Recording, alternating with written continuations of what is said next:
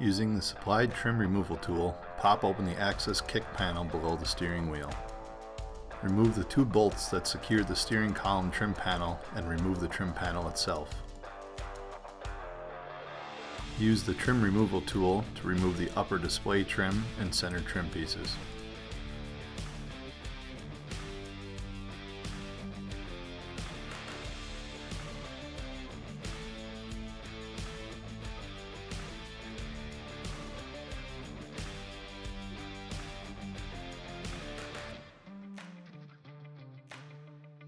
Unplug the ignition button on the driver's side of the center trim piece for full removal of the panel. Use the trim removal tool to remove the driver and passenger side center console trim pieces.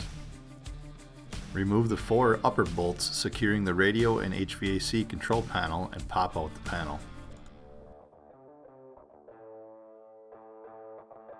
Unplug the various wiring connectors attached to the control panel to gain access behind the panel.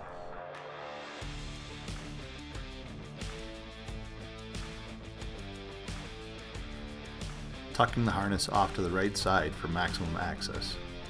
Use the trim removal tool to aid in disconnecting the main harness from the module. Remove the 3 bolts securing the gateway module to the module bracket. Tilt the gateway module to gain access to the rear module 26-pin gateway plug.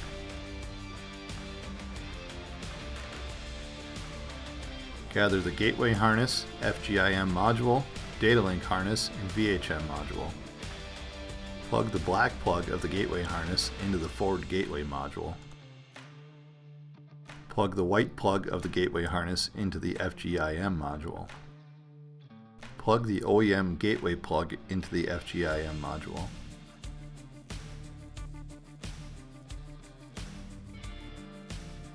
Route the 12-pin end of the data link harness from the steering column area over to the FGIM module.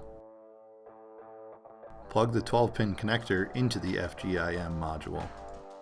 Reconnect the ignition switch harness to the switch and center trim piece and turn the ignition to accessory mode by pressing and holding the ignition switch for 5 seconds.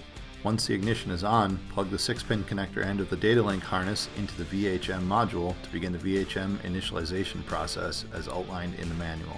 Connect the module end of the high beam indicator harness to the VHM module and prior to routing the indicator, test its functionality.